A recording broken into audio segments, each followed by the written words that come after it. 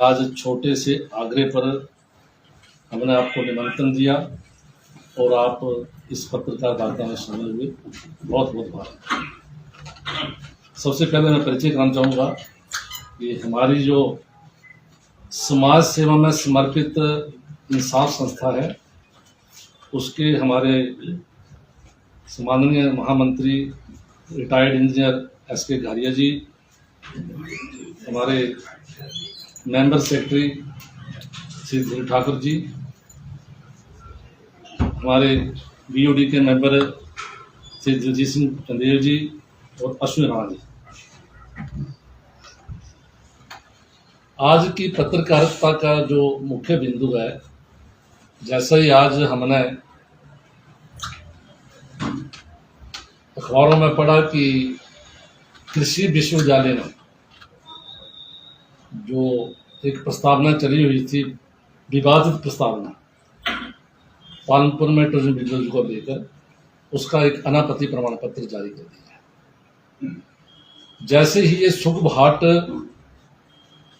पहुंची थी, तो इससे पहले भी हम पालनपुर चौधरी सरवण कुमार कृषि विद्यालय के वाइस चांसलर महोदय से मिले थे और अन्य संस्थाएं भी मिली थी, और हमने आग्रह किया था कि एक महत्वपूर्ण कृषि प्रधान देश में कृषि विभाग के नाम ये बेशुमार मूल्य जमीन है और उसे किसी भी सूरत में टूरिज्म विलेज के नाम पर इसका हस्तांतरण न किया जाए।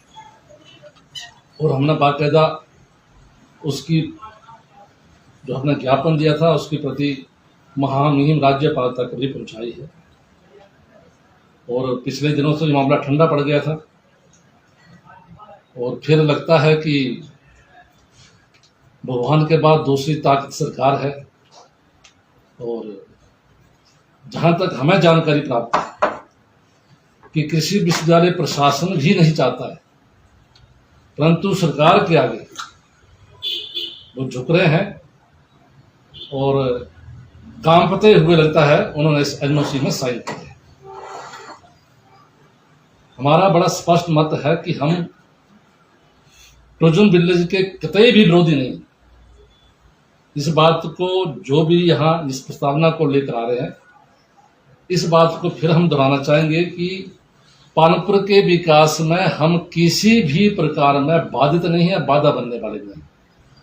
ये टूरिज्म विलेज बने, अच्छी बात है, परंतु इसका चयन जो है कृषि विश्वविद्यालय की भूमि का जो हस्तांतरण करके किया जा रहा है, वो सरासर गलत है। इसलिए मेरा सभी से, पालनपुर की सम्मानित जनता से भी निवेदन है, और मैं कृषि विश्वविद्यालय के तत्वाधान में जितना भी हमारा शिक्षक वर्ग है, गैर शिक्षक वर्ग है, कृषि विद्यालय का प्रशासन है, मैं दोहराना चाहूंगा कि आंखें मूंद कर मैं उदाहरण देना चाहूंगा कि जब द्रौपदी का चीर्ण हरण हो रहा था, तो सभी ने आंखें बंद की हुई थी और शायद उस वक्त आवाज खोलते तो ये चीर हरण नहीं होता और ना ही कुरुक्षेत्र की भूमि खून से लथपथ होती।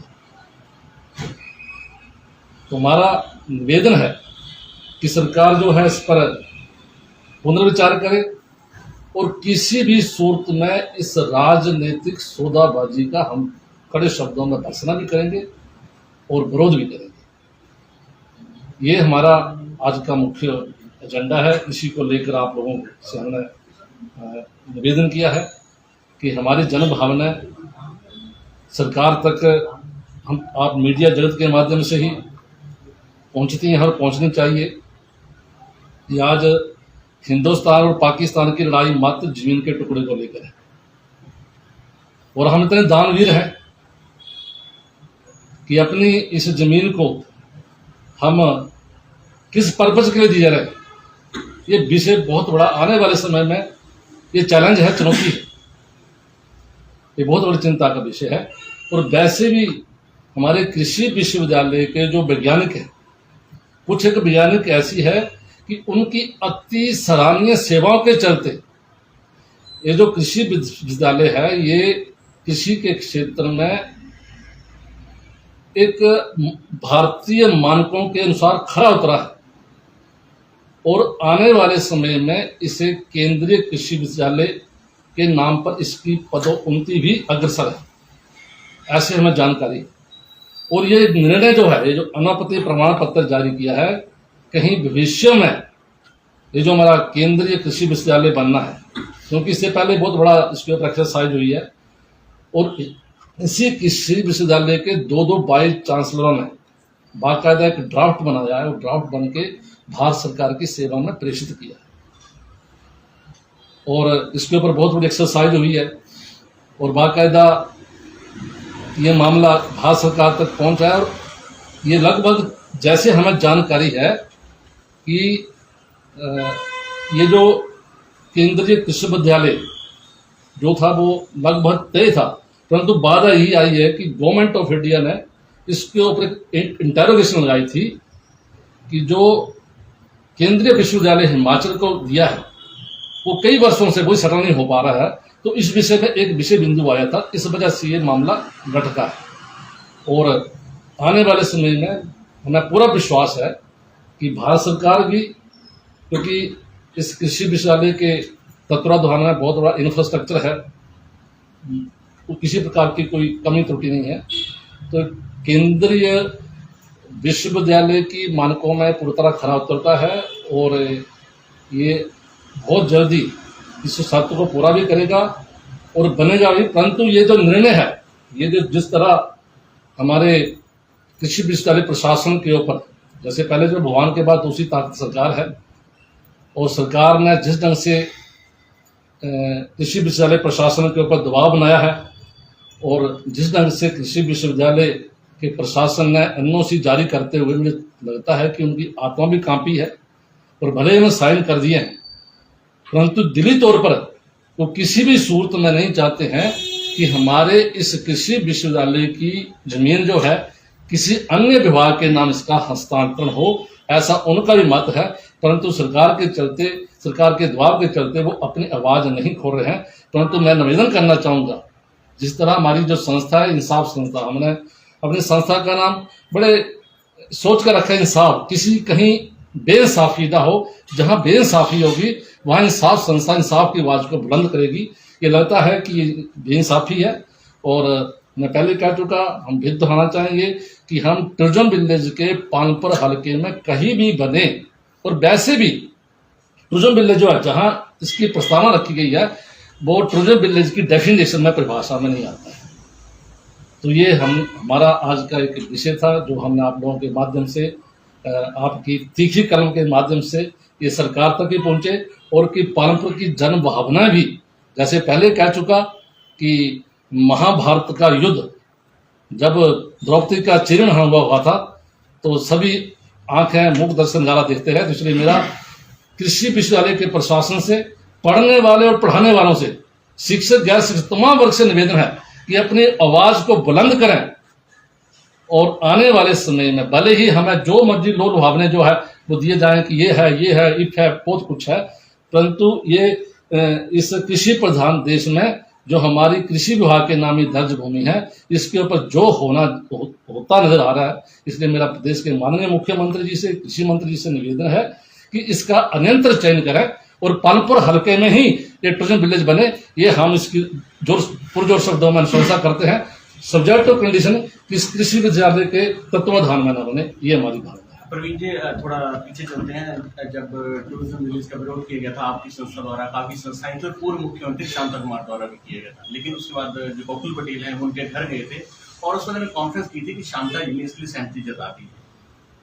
वो जहां तक मुझे सारी जानकारी, सिर्फ एक अखबार ने ही इस बात को किस ढंग से लिखा है, बाकी अखबारों में मैंने पढ़ा था इस बात। एक अखबार में बिल्कुल पढ़ा था उन्होंने कॉन्फ्रेंस कि भाई हमने भी प्रेस कॉन्फ्रेंस में बोला कि, और उसमें भी एक अखबार ने लिखा था कि माननीय पूर्व मुख्यमंत्री जी मान गए। जी जी तो इसके ऊपर तो मैं टिप्पणी नहीं करना चाहता हूँ, परंतु ये शांता कुमार जी का लाया हुआ बट वृक्ष है। आज पानपुर में अथक संख्या में रोजगारी का निवारण हुआ है। पानपुर का जो कारोबार है, व्यवसाय है, इसी कृषि विश्वविद्यालय से फला फूला है। और आने वाले में जब ये केंद्रीय कृषि विश्वविद्यालय बनेगा तो इसकी और अपार प्रबल संभावनाएं हुई, हर क्षेत्र में, रोजगार के क्षेत्र में भी होंगी, और इस हमारा जो व्यवसाय है, कारोबार है, ये फले फूलेगा। ऐसी हमारी जो है एक अपेक्षा है। प्रवीण जी, आप भी पालमपुर के पूर्व विधायक रह चुके हैं। आप टूरिज्म मेले को लेकर जो कृषि विश्वविद्यालय में बनना है, तो आपको क्या लगता है कि उस जगह पर कौन सी जगह जो है वो चयनित की जानी चाहिए, ताकि वहाँ पर वो जो हमारा कृषि विश्वविद्यालय वो भी बचा रहे और टूरिज्म मेले जो है वो पालमपुर के अंदर बना रहे? नहीं, ये तो हम पहले कह चुके हैं। जैसे कि हमारी पानपुर की एक बहुत बड़ी समाज सेविका ने जमीन दी है, तो बनने से पहले बाकायदा उसने हिमाचल सरकार के नाम लगभग 3500 कनाल जमीन जो है उसका गिफ्ट डीड दी है। तो वहाँ इसका चयन किया जाए। और वैसे भी अब जी ये जो चीरहरण हो रहा है, पहले एक संस्थान को दी गई जमीन, वो भी आप जानते हैं, दूसरे संस्थान को दी गई। अब मात्र जो है, जहाँ तक मुझे जानकारी है कि 250-300 एकड़ के करीब जमीन बचती है। ये नॉर्म को फॉलो नहीं करती है। जब भी विश्वविद्यालय आएगा तो लगभग 1000 कनाल जमीन होना जो है उसकी कंडीशन है। ये कंडीशन है, जब केंद्रीय विद्यालय आएगा तो उसकी कंडीशन है ये। तो इस दृष्टि से हम पहले कह चुके कि खासकर उसका चयन जो किसी विश्वविद्यालय के जमीन जो भूमि दर्ज है वहाँ हस्ताक्षर ना हो। और वहाँ जो मैंने पहले कह चुका 3500 कनाल जमीन दी है, और वहाँ उसका यूटिलाइजेशन किया जाए। और भी जहाँ भी उपयुक्त जगह लगती है वहाँ इसको बनाया जाए। केवल मात्र जो है इसके साथ छेड़छाड़ न की जाए, ये हमारा आग्रह है। प्रवीण जी, आपने एक बात कही कि कृषि विश्वविद्यालय का जो प्रशासन है वो दबाव में 76 वर्ष आजादी को हो गए। क्या हम इसको गुलामी की जंजीरों में जकड़ा देखें आज की डेट में हिमाचल प्रदेश के मुलाजिमों को? क्या कहेंगे इस बारे में? बात तो आपकी वजन है, दम है। आज भी दुर्भाग्य हमारा कि हर एक आदमी इतना दबा हुआ है, इतना सहमा हुआ है कि आप अपनी आवाज को बुलंद करने का, मैं वही पहले कह चुका कि इस आवाज को मैं पहले पढ़ने वाले भी, पढ़ाने वाले भी, मैं छात्र वर्ग से निवेदन कर रहा हूँ, पढ़ाने वालों से निवेदन कर रहा हूँ, जो हमारे कर्मचारी वर्ग है सभी अभी आवाज को बुलंद करें। एकता में बल होता है, 1 से 2, 211, एक आदमी अपनी आवाज को बुलंद कर दिया जाएगा तो छात्र की आवाज को कुचल दिया जाएगा। परंतु जब यूनिवर्सिटी का सारा कैंपस इकट्ठा हो जाएगा तो सवाल ही पैदा होता है जनता की आवाज। तो मैंने समझता हूँ कि जब पूरा का पूरा कृषि विश्वविद्यालय भले ही सरकार की दुआ के आगे, सरकार जैसे पहले चुका मैं भगवान के आगे दूसरी ताकत सरकार है, तो उसके आगे एनओसी दे दिया है, एनओसी जारी हुआ है। मगर अगर सारे का सारा इस कृषि विश्वविद्यालय के तत्वाधान में जितना भी वर्ग है अगर एकजुट हो जाए तो मैं दावे के साथ कह सकता हूं सरकार झुकेगी और इस फैसले को अन्यंत्र बदलने का सरकार पूरा निर्णय लेगी, ऐसा मेरा विश्वास है। प्रवीण जी, एक राजनीति पर प्रश्न है कि प्रदेश की राजनीति में पिछले कुछ समय से उठापटक जारी है। भारतीय जनता पार्टी द्वारा के पक्ष में पहले 6 विधायक आते हैं, उसके बाद 3 निर्दलीय आते हैं और उसके बाद चुनाव होते हैं। तो क्या मानते हैं कि जैसे दिग्गज भाजपा नेता शांता कुमार कह रहे हैं कि भाजपा सिद्धांतों से हटकर चल रही है, आप भी मानते हैं इस तरह की बात? दीर्घू जी, मैं तो एक बड़ा सा छोटा सा कार्य करता हूँ, वो छोटा सा कार्य करता हूँ, और जब भी इस प्रकार के कोई निर्णय होते हैं तो मैं समझता हूँ सामूहिक निर्णय ले जाते हैं। और इस के ऊपर कोई टिप्पणी करना मेरी औकात नहीं बोलती है कि इस पर टिप्पणी करें। दूसरा प्रश्न ये रहेगा कि बहुत से लोग हैं जो जब कांग्रेस छोड़कर यह निर्दलीय भाजपा में आए, उन्हें टिकट दिए गए तो भाजपा के ही कुछ लोगों ने उस पर उंगली उठाई है और मानते हैं कि आपने एक बार भाजपा पालमपुर से टिकट न मिलने पर चुनाव लड़ा, परंतु ये लोग तो अंदर रहते हुए विरोध कर रहे थे। तो ज्यादा घातक आप मानते हैं कि आप वाला कदम था या इन वाला कदम? नहीं, मैं तो आज ही बोलता हूँ कि मैंने 2017 में लड़ाई लड़ी है, ओपन लड़ी है, और मुझे कोई भीतर गाती नहीं बोल सकता कि प्रवीण कुमार भीतर गाती है। परंतु इस बारे में तो मैं जरूर कहना चाहूंगा कि जो बीच में रहकर जो संगठन को या पार्टी को खोखला करते हैं, उसके ऊपर तो जरूर चिंतन होना चाहिए।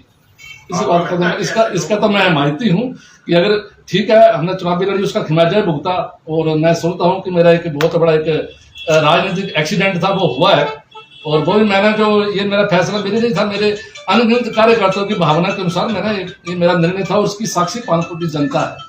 परंतु जब स्थिति आई ही विड्रा करने की, तो मैं ऐसे धरातल पर खड़ा हो गया था कि ना पीछे हट सकता ना छलांग मार सकता था। पीछे हटता तो सभी ने बोलना सारा बिक गया, कितने ने बिका, क्या सौदेबाजी हुई। तो जिंदगी के बारे में मुझे ठोकरें सहन करनी पड़ती है, और मैं कभी फेस नहीं करता। उन्हीं कार्यकर्ताओं ने मेरे को बोलना था, प्रवीण जी हम आपके नॉमिनेशन में भ्राती बनकर चले, हमने 5000 लोगों का नॉमिनेशन भरा और आप बिक गए, आपने क्या कितने सौदेबाजी हुई। तो ये मेरे लिए एक इतना कठोर निर्णय था।